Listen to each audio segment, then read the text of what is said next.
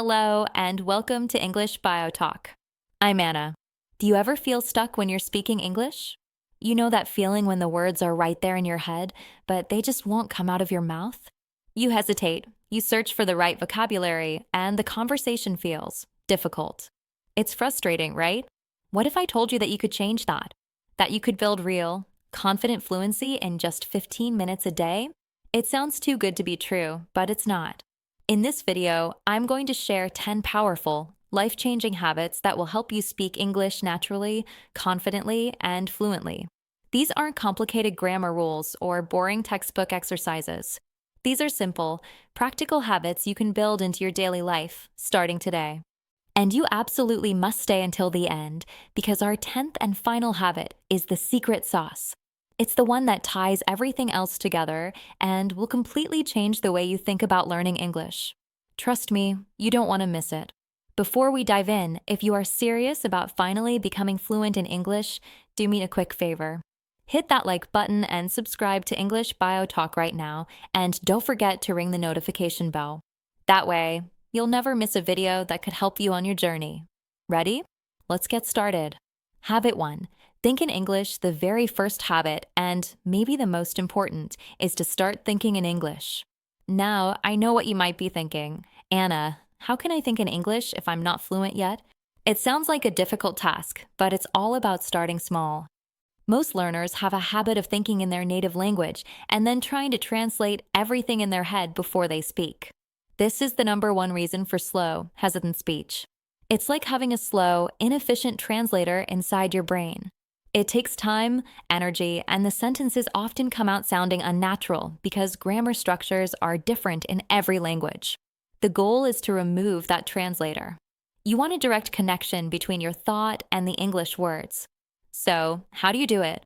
You start with your inner monologue, that little voice inside your head. Instead of letting it speak in your native language, you consciously switch it to English for small moments throughout the day. For example, when you wake up, think, "Good morning. It's time to get up. I need to brush my teeth." When you're making breakfast, think, "I am opening the fridge. I will get the milk and eggs. I am hungry." You don't need complex words. Use the simple vocabulary you already know. The purpose isn't to think deep, philosophical thoughts. It's to build the habit of your brain defaulting to English. Start with just 1 minute a day. Set a timer. For that 1 minute, narrate your actions to yourself in your head in English. I am sitting at my desk. I am turning on my computer. I see an email. It will feel strange at first. You might be slow, but after a few days, it will become easier. Then you can increase it to 2 minutes, then 5. Over time, you'll find that you automatically start thinking in English without even trying. This is the foundation of fluency. Habit 2. Talk to yourself in English. This second habit might make you feel a little silly, but I promise it's incredibly effective. The habit is, talk to yourself out loud in English. Thinking in English is the first step, but speaking is a physical activity. Your mouth, your tongue, and your jaw need to build muscle memory to produce English sounds correctly and easily. Talking to yourself is the perfect way to practice this without any fear or pressure. When you're alone, you can make mistakes. You can stumble, you can correct yourself, and nobody is there to judge you. It's a completely safe space to practice. So, what do you talk about? Anything. You can narrate what you're doing, just like with the first habit, but this time say it out loud. Okay, I'm going to cook dinner now. First, I need to wash the vegetables. You can talk about your day. Today was a good day. I had a meeting this morning, and then I went for a walk in the park. It was a little cold, but sunny. You can even have a conversation with yourself. Ask yourself questions and then answer them. So, Anna, what are you planning to do this weekend? Well, on Saturday, I think I'll visit my friend. A fantastic way to practice this is to choose an object in your room and describe it for 1 minute. Let's say you choose your coffee mug. This is my favorite mug. It's blue and white. It has a picture of a cat on it. I got it as a gift. It's the perfect size for my morning coffee. The goal isn't to have a perfect conversation. The goal is to get your mouth moving and to get comfortable with the sounds of English flowing out of you. Do this for just 5 minutes a day. You can do it while you're driving, while you're cleaning, or when you're getting ready in the morning. This simple act builds the physical coordination needed for fluent speech. Habit 3. Use the shadowing technique. Habit number 3 is a technique used by professional interpreters and language learners around the world. It's called shadowing. Shadowing is simple. You listen to a native English speaker and you repeat what they say in real time, just a split second behind them. You're their shadow. Why is this so powerful? Because it doesn't just teach you words. It teaches you the music of English. Fluency is not just about vocabulary and grammar. It's about rhythm, intonation, the rise and fall of your voice, and pronunciation. Shadowing trains your ear and your mouth to copy these natural patterns. It helps you sound less like you're reading from a textbook and more like a native speaker. Here's how to do it in just a few minutes a day. First, find a short audio or video clip of a native speaker. This could be a podcast, a TED Talk, a scene from a movie, or even one of our videos here at English Bio Talk. The key is to find something where the person speaks clearly and at a moderate pace. Second, play the audio. The first time, just listen. Get a feel for the speaker's voice and rhythm. Third, play it again, but this time, speak along with them. Try to copy everything exactly: the words, the speed, the emotion, the pauses. Don't worry if you miss some words. The goal is to keep going and match the flow. It's like singing along to a song. For example, if the audio says, "Good morning, everyone, and welcome back to the show," you will say, "Good morning, everyone, and welcome back to the show," right after them, trying to match their happy, welcoming tone. Start with just 1 or 2 minutes of shadowing per day. It can be challenging at first, but you will be amazed at how quickly your pronunciation and flow improve. You'll start to naturally use the right rhythm and intonation in your own conversations without even thinking about it. Habit 4. Learn phrases, not just words. This habit requires a small shift in how you study, but it has a massive impact on your fluency. The habit is to learn English in phrases or chunks, not just as single words. Think about it. When native speakers talk, they don't piece together sentences one word at a time. They pull from a huge mental library of common phrases. For example, a native speaker doesn't think, "How are you doing?" They think of it as one block. How are you doing? When you only learn individual words, you have to do all the work of building the sentence and figuring out the grammar yourself. This is slow and leads to mistakes. But when you learn a whole phrase, the grammar is already built in. Let's take the verb to make. You could learn the word make. Or you could learn phrases like make a decision, make a mistake, make an effort, make sense, make a phone call. When you learn these chunks, you can use them instantly in a conversation without having to think about prepositions or articles. It makes your speech faster and much more natural. So, how do you practice this habit? From now on, whenever you learn a new word, don't just write down the word itself.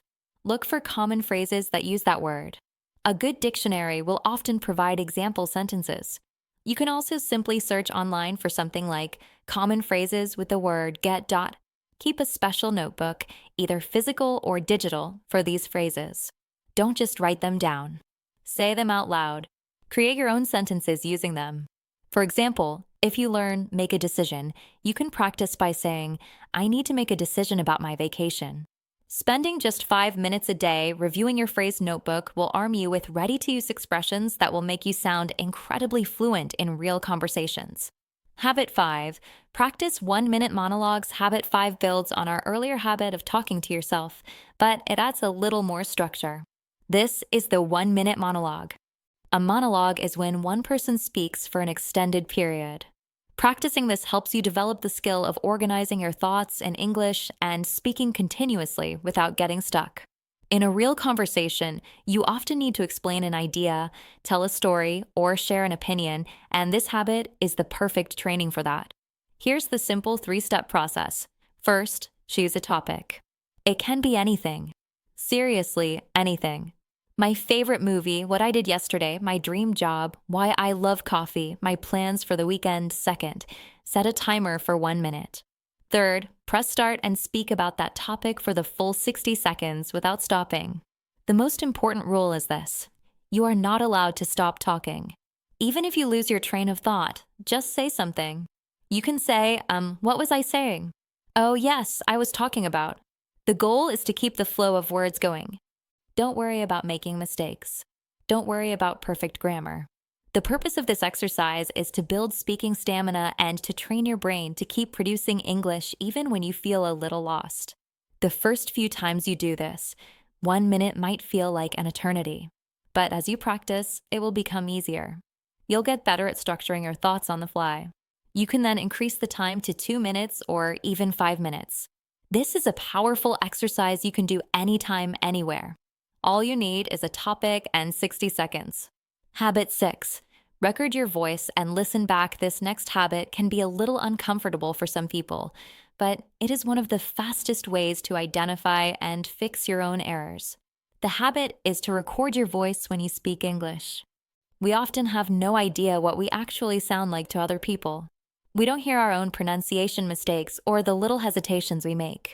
When you record yourself, you get to be an objective listener. You become your own coach. The process is very simple. Take out your smartphone. They all have a voice recording app. Then do one of the speaking exercises we've already talked about. The 1-minute monologue is perfect for this. Choose your topic, hit record, and speak for 1 minute. After you're done, take a deep breath and listen to the recording. As you listen, ask yourself a few questions. Pronunciation. Are there any words I'm not saying clearly? Do I have trouble with certain sounds, like the TH sound? Pacing. Am I speaking too fast or too slow? Hesitations. Do I use a lot of filler words like or like? Where do I pause? Grammar. Do I notice any repeated grammar mistakes, like with verb tenses? Don't be overly critical of yourself. The point isn't to feel bad about your English. The point is to gain awareness. Maybe you'll notice that you always pronounce the word three like tree. Now you know what to work on. You can look up the correct pronunciation and practice it. Just by being aware of 1 or 2 problem areas, you can focus your practice and make huge improvements. Doing this once a week is enough. It takes only a few minutes, and the insights you gain are invaluable for your journey to fluency. Habit 7. Get your daily listening dose. So far, we've focused a lot on speaking or output. But great output requires great input. That brings us to habit number 7. Get a daily dose of active listening. To speak English naturally, you need to surround yourself with the sounds of natural English. Listening trains your ear to the rhythm, intonation, and common vocabulary that native speakers use. It helps you internalize the grammar without even studying it. The key word here is active listening. This is different from just having the TV on in the background while you do something else. Active listening means you are paying attention and trying to understand what is being said. Your daily listening habit only needs to be 15 minutes long, but it needs to be focused. Here are some ideas for what you can listen to. Podcasts. There are amazing podcasts for English learners on every topic imaginable. Music. Find an English song you like, look up the lyrics, and listen to the song while you read them. TV shows or movies. Watch a short scene from your favorite show. The first time, watch with subtitles in your native language. The second time, watch with English subtitles. The third time, watch with no subtitles at all. News. Listen to a short news broadcast. The language is usually very clear and direct. Audiobooks. Listening to a story is a wonderful way to learn new vocabulary and context. Don't worry about understanding 100% of the words. That's not the goal. The goal is to get the general meaning and to get your brain accustomed to the flow of English.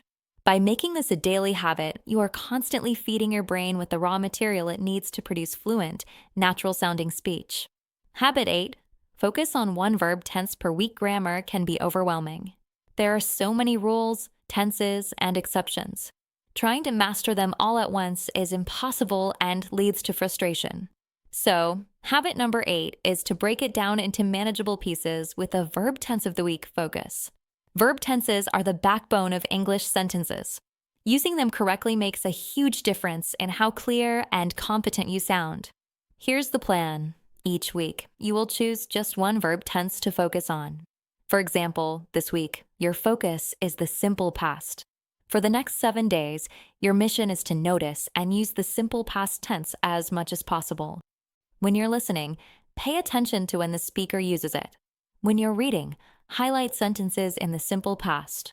Most importantly, when you are speaking to yourself or others, consciously try to use it. Tell a story about what you did yesterday. Describe a past vacation. The next week, your focus might be the present perfect. You'll do the same thing. You'll notice it everywhere, and you'll make an effort to use it in your speaking. I have just finished my work. I have been to London twice.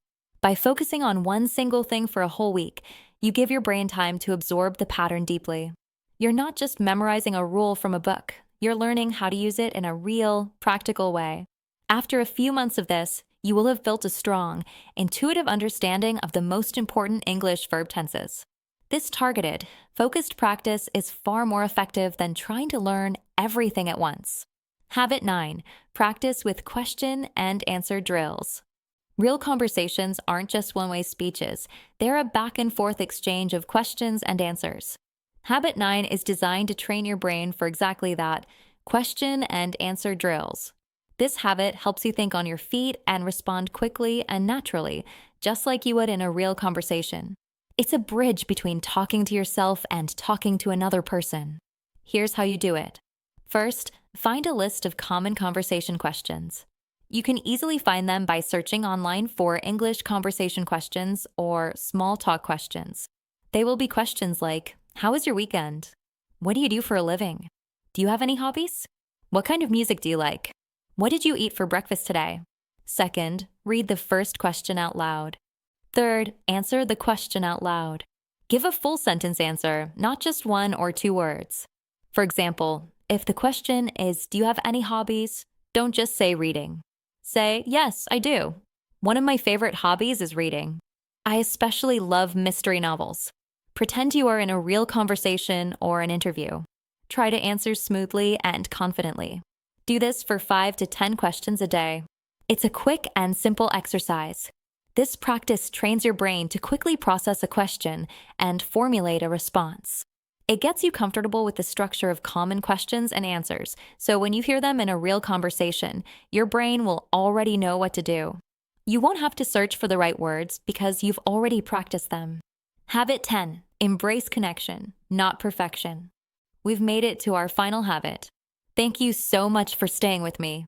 All the habits we've discussed are powerful tools, but they won't work if one thing is holding you back: fear.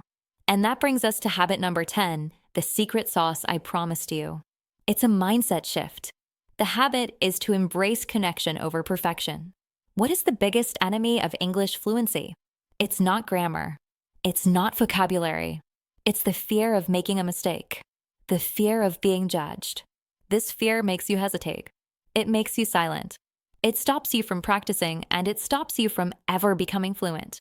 You must change your goal. Your goal is not to speak perfect, flawless English. Even native speakers make mistakes. Your goal is to connect with another person, to share an idea, to ask a question, to tell a story, to understand someone else. Communication is the purpose of language. Perfection is an impossible standard. When you shift your focus from I must be perfect to I want to connect, everything changes. You stop worrying about every little grammar mistake. You start focusing on what really matters, being understood. Here's how to build this mindset. First, I want you to repeat this to yourself every single day. My mistakes are proof that I am trying. Every time you make an error, it is not a failure. It is a learning opportunity. It is a step forward. Second, when you're in a conversation, focus on the other person. Look at them. Listen to what they are saying. Be curious. When you are focused on them, you have less time to be worried about yourself. And third, remember that people are kind. Most people are patient and happy that you are making the effort to speak their language. They care more about the message you are trying to share than the perfect way you say it. Fluency is not about never making mistakes. Fluency is about being able to communicate your ideas effectively, even with mistakes. So give yourself permission to be imperfect.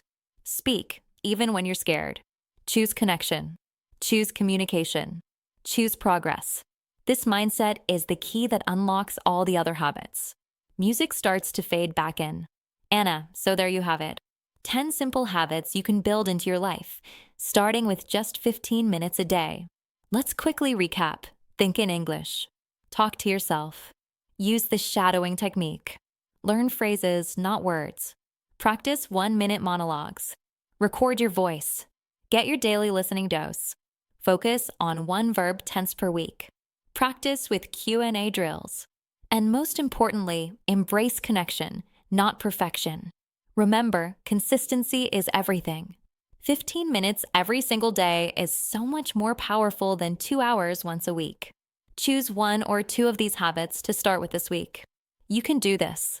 I believe in you. Now, I want to hear from you. Which of these 10 habits are you most excited to try first? Let me know in the comments section below.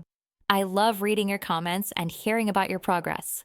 If you found this video helpful, please give it a big thumbs up, share it with a friend who is also learning English, and of course, make sure you are subscribed to English Bio Talk for more videos to help you on your fluency journey. Thank you so much for watching. I'm Anna, and I will see you in the next video. Keep practicing.